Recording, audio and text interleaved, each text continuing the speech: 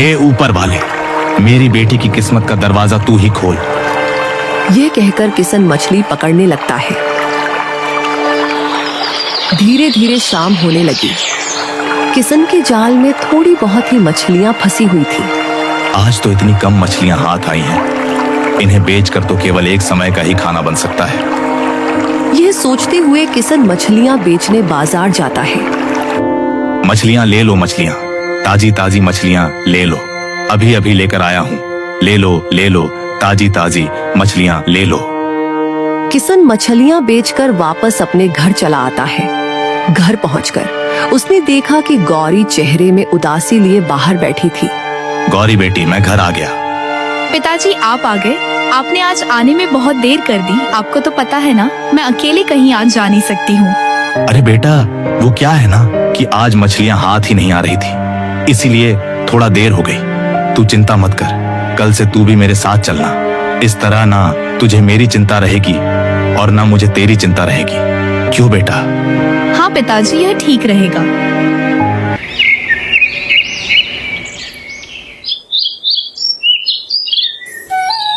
गौरी बेटा, जल्दी कर वरना दिन चढ़ जाएगा और फिर हमें देर हो जाएगी। ठीक है पिताजी, चलिए। किशन गौरी को लेकर मछलियां पकड़ने निकल पड़ता है। नदी किनारे पहुंचकर किशन गौरी से कहता है, बेटी, हम पहुंच गए।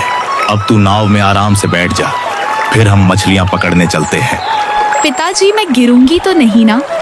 अरे नहीं बेटी, बस तू आराम से बैठ। गौरी आंखों से देख तो नहीं सकती थी, इसलिए वो चुपचाप नाव पर बैठ जाती है।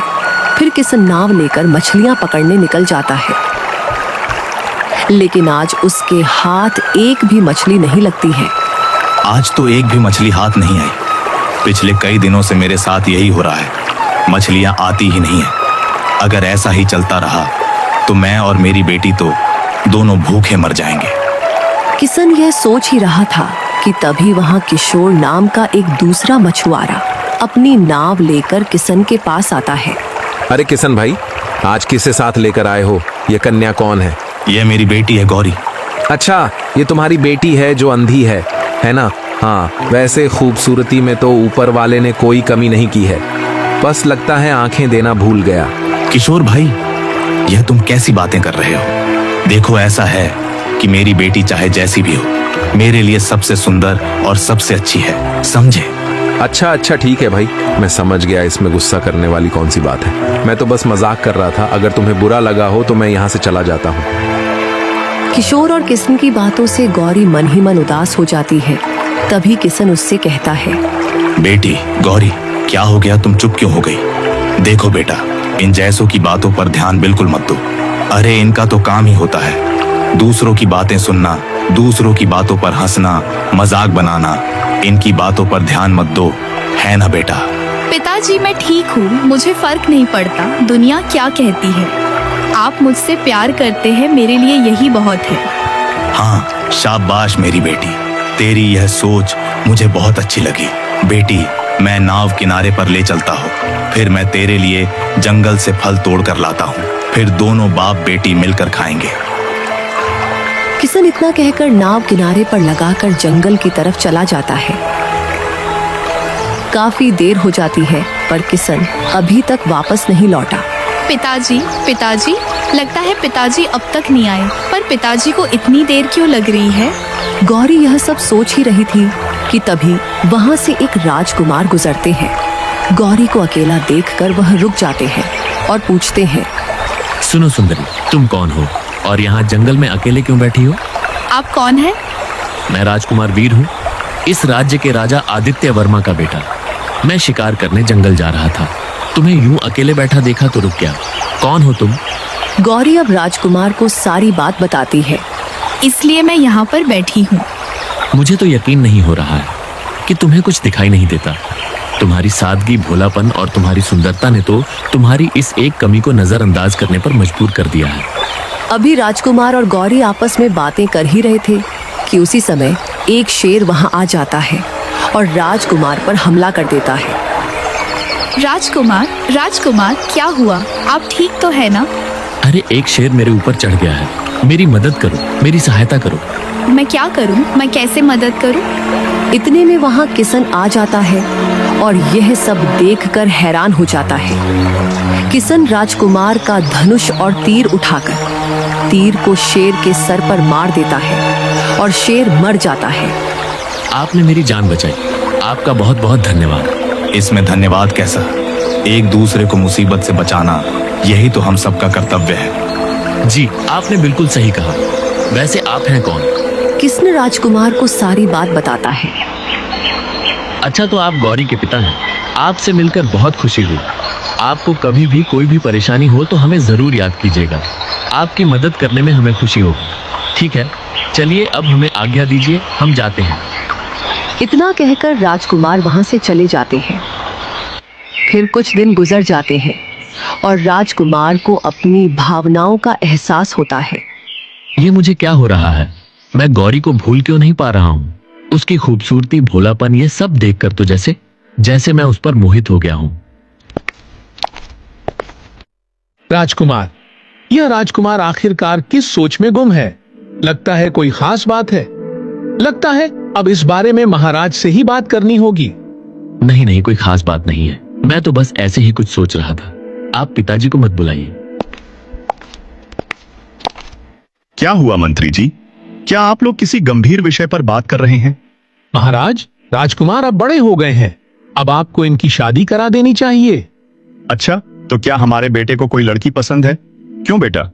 राजकुमार महाराज को सारी बात बताते हैं। तो इस तरह से मेरी मुलाकात हुई गौरी से और उसके पिता ने मेरी जान बचाई। फिर तो हमें गौरी के पिता का शुक्रिया अदा करना चाहिए और साथ ही उनसे मिलकर गौरी और तुम्हारे विवाह की बात भी कर लूंगा। क्या सच में पिताजी?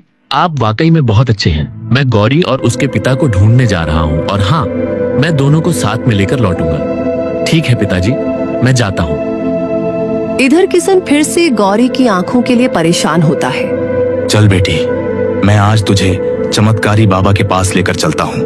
वह तेरी आंखों को जरूर ठीक कर देंगे।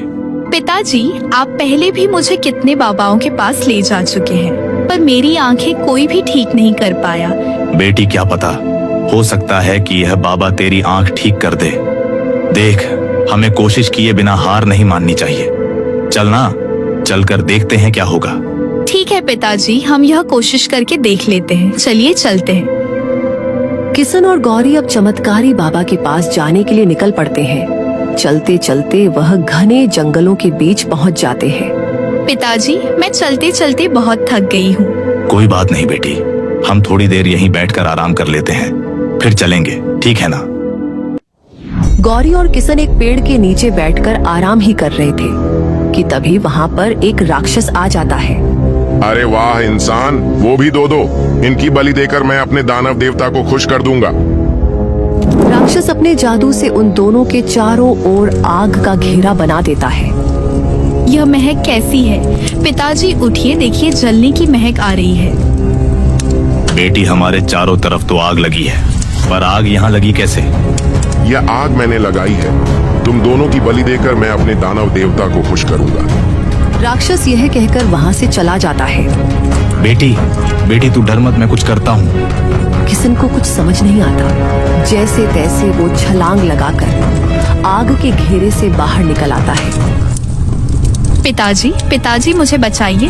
बेटी तू चिंता मत कर, मैं अब भी कहीं से पानी लेकर आता हूँ। किशन को एक कुआं नजर आता है।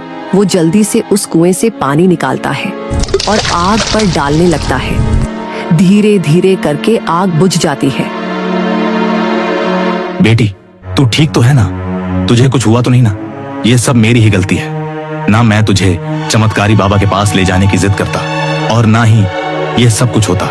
मुझे माफ कर दे बेटी, मुझे माफ कर दे। पिताजी, आप माफी मत मांगिए। ऊपर वाले ने जो लिखा है वो होकर ही रहेगा। मैंने सब कुछ ईश्वर पर छोड़ रखा है। आप भी सब कुछ उन्हीं पर छोड़ दीजिए। मुझे पूरा भरोसा है कि वो एक दिन सब कुछ ठीक कर देंगी। चलिए अब घर वापस चलते हैं। गौरी और किशन अब वापस घर जाने लगते हैं। तभी कुएं से एक आवाज आती है। रुक जाओ, मुझे बचा लो, मुझे ऐसे छोड़कर मत जाओ, मेरी मदद करो। अरे, ये आवाज कहाँ से आ रही है? लगता है कि आवाज इस कुएं से आ रही है। किशन कुएं के पास जाकर देखता है तो उसे कुछ नजर नहीं आता है। अरे कौन है यहाँ? जो हमें आवाज दे रहा है। रस्सी ऊपर खींचो, रस्सी ऊपर खींचो। किशन तुरंत रस्सी ऊपर खींचता है। अरे इस बाल्टी में तो एक सुनहरा रंग का सेब है, पर यह कुएं में आया कहां से? तभी उस सेब से आवाज आती है। मैं एक परी हूँ। मैं जब इस जंगल में घूम रही थी तभी एक राक्षस ने मुझे पकड़ लिया और अपने मायावी जादू से मुझे इस सुनहरे सेब में कैद कर दिया ताकि बाद में वो मेरी बलि दे सके। तो अब तुम इस सेब से कैसे बाहर आओगी? अगर कोई एक इंसान बिना छुए बिना देखे सेब को खा ले तो राक्षस का जादू टूट जाएगा और मैं आजाद हो जाऊंगी। किशन कुछ क्षण सोचता रहा, फिर बोला, बिना छुए बिना देखे कोई भला कैसे खा सकता है? ये तो असंभव है। तभी गौरी किशन से बोली, पिताजी, मैं समझ गई हूँ इसका जादू कैसे तोड़ना है। आप इस सेब को उठाकर मुझे खिलाइए। लेकिन बेटी शर्त के अनुसार तो। पिताजी सब ठीक होगा, बस जैसा मैंने कहा है आप वैसा कीजिए। फिर किशन उस सेब को उठाता है और गौरी को खिला देता है। जैसे ही गौरी सेब खाती है, परी आजाद हो जाती है। तुम्हारा बहुत बहुत धन्यवाद भले इंसान, तुमने मुझे मायावी जादू से आजाद कर दिया। लेकिन बेटी ये कैसे हो गया? इसका जादू कैसे टूट गया? पिताजी, आपने सेब मुझे अपने हाथ से खिलाया और मैंने बिना छुए सेब को खाया। क्योंकि मैं देख नहीं सकती हूँ इसलिए मैंने बिना सेब को देखे खाया है। इस तरह से मैंने बिना छुए बिना देखे सेब को खाया और जादू टूट गया। तुम्हारा धन्यवाद कन्या, तुमने मुझे इस जादू से आजाद किया है, इसलिए तुम मुझसे कोई एक इच्छा मांग सकती हो। परी जी, मेरी तो बस एक ही इच्छा है। मैं अपनी आँखों से दुनिया देखना चाहती हूँ। क्या आप मेरी आँखों को ठीक कर सकती हैं? ठीक है, मैं तुम्हारी इच्छा जरूर पूरी करूंगी।